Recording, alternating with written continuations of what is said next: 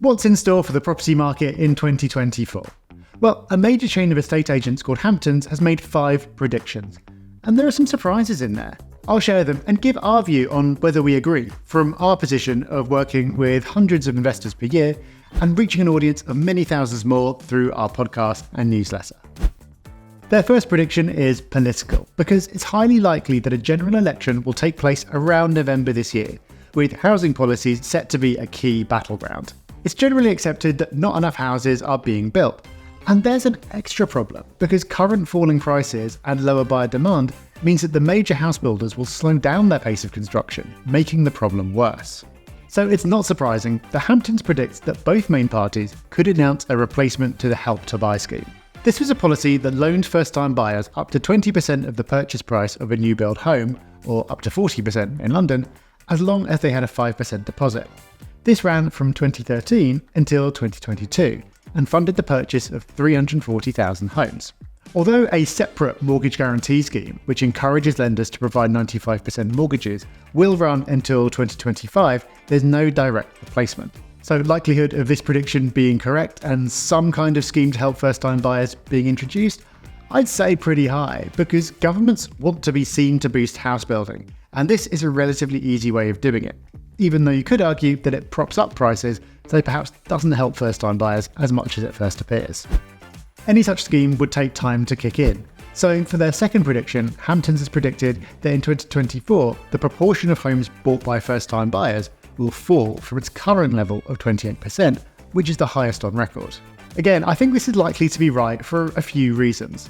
Firstly, first-time buyers are the only group this year with a real incentive to buy, because it gets them out of the horrendously overheated rental market. Anyone else has been more likely to stay in their current home rather than sell it into a weak market, even though that would mean that they could also buy in a weak market, but psychology is weird like that. Investors have also bought fewer properties than normal in 2023, largely due to mortgage rates increasing. In 2024, we'll probably see more activity from existing homeowners as they can't hold off forever, and I suspect we'll see more investors coming back into the market as they get used to higher rates, which will both drive down the proportion of first-time buyers. Something that could help first-time buyers make those purchases is of course the ever-generous Bank of Mum and Dad, which is expected to contribute £8 billion towards property purchases in 2023, with 47% of buyers under the age of 55 receiving some kind of family help. Hamptons predicts that in 2024, even more asset-rich parents and grandparents will be downsizing and using the extra equity to help out younger family members. I'm not so sure. If the market stays choppy, no one will be confident in selling their family home and getting the price they want. And with it now being possible to earn a decent return in the bank, with now being the first time in 14 years the returns on cash are actually positive after inflation, passing money down might seem less attractive. But even taking that into account, this intergenerational trend, and you've got to say the inequality that it compounds, is surely going to continue. Another trend that has well and truly reversed is the race for space. Remember that? When everyone suddenly decided that having a garden is a nice thing when you're banned from leaving your home.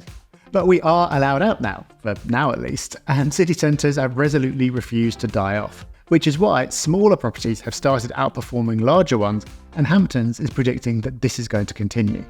Zoopla data shows that demand for flats has increased, while it's fallen for houses. And of course, with affordability staying stretched, plus buyers being more focused on energy costs than they have been in the past, flats and smaller houses are likely to continue performing better. This is important to be aware of because whenever you see reports about house prices, it usually focuses on the UK average, but nobody ever buys the UK average, and there can be huge variations between property type and regional location. We get beneath the headlines in our free weekly property email, Property Pulse, which you can sign up for using the link below this video. Another Hamptons prediction is that rents will rise faster than house prices, and not just a bit faster. They believe that rents will rise 4 times faster than house prices over the next 4 years. That sounds like a lot, but it also isn't hard to believe, given that prices are currently falling, and rents were rising by more than 6% per year, as of the data up to October at least. This of course is great news for investors. With rents outpacing price growth, yields will improve, going a long way to offsetting the recent increases in mortgage rates. But as I mentioned earlier, not all areas of the country perform equally, far from it.